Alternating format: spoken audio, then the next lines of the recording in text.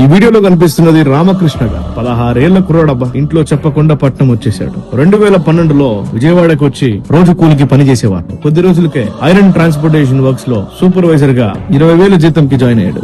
ఏదో ఒక స్కిల్ నేర్చుకుంటూనే ఉన్నాడు. తనకంటూ ఒక ఐడెంటిటీ ఉండాలని 2013లో ఆ వర్క్ మానేసి వాళ్ళ అన్న చేస్తున్న ఫర్నిచర్ వర్క్స్ లో జాయిన్ అయ్యాడు. నెలకి 3,000 రూపాయలు ఇచ్చేవాళ్ళు. 3 సంవత్సరాల్లో నేర్చుకోవాల్సిన వర్క్ 3 నెలల్లో నేర్చుకున్నాడు. సపరేట్ గా 2013లో వుడ్ వర్క్ స్టార్ట్ చేశారు. స్లోగా ఆర్డర్ సంపాదించుకుంటూ 10 మంది వర్కర్స్ ని హైర్ చేసుకున్నాడు. ఉంటారుగా కాంపిటీటర్స్, ఈయన ఎంప్లాయీస్ ని డబ్బులు ఇచ్చుకునే వాళ్ళు. ఈయన దగ్గర వర్క్ నేర్చుకున్న వాళ్ళందరూ వెళ్ళిపోయారు. మళ్ళీ జీరో అయిపోయాడు. కానీ అక్కడి నుంచే మళ్ళీ మొదలెట్టాడు. మళ్ళీ కంబ్యాక్ ఇచ్చాడు. కలకత్తా నుండి రా మెటీరియల్స్ తెచ్చుకున్నాడు. 2015లో శ్రీ రామకృష్ణ ఎంటర్ప్రైజెస్ స్టార్ట్ చేశాడు. 10 మంది బెంగాలీస్ ని హైర్ చేసుకున్నాడు. 10 మంది అస్సాం నుండి వర్కర్స్ ని హైర్ చేసుకున్నాడు. ఇదే టైంలో ఈయన చాలా ప్రేమించే వ్యక్తి వాళ్ళ నాన్న చనిపోయారు.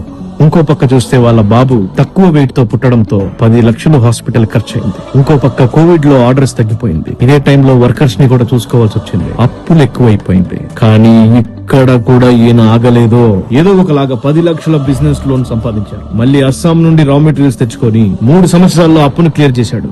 మళ్ళీ ఫామ్ లోకి వచ్చాడు. ఇప్పుడు ఏపీలో ఉన్న ఆల్మోస్ట్ అన్ని పెద్ద ఫర్నిచర్ షాప్స్ కి వీళ్ళు సప్లై చేస్తున్నారు. Cane furniture, wicker furniture, bamboo furniture వీరి speciality. Moral support, physical support, అన్ని విధాలుగా లాస్ వచ్చిన 40 మంది ఎంప్లాయీస్ తో 3 కోట్ల టర్న్ ఓవర్ చేసుకుంటూ ముందుకు దూసుకొని వెళ్తున్నాడు. భారం మోసిన భుజాలు గంభీరంగా విజయాన్ని ఢీకొడుతుందని మళ్ళీ ప్రూవ్ చేశారు. ఈ అన్స్టాపబుల్ బిజినెస్ మ్యాన్ ని మనము మీడియా సల్యూట్ చేస్తుంది.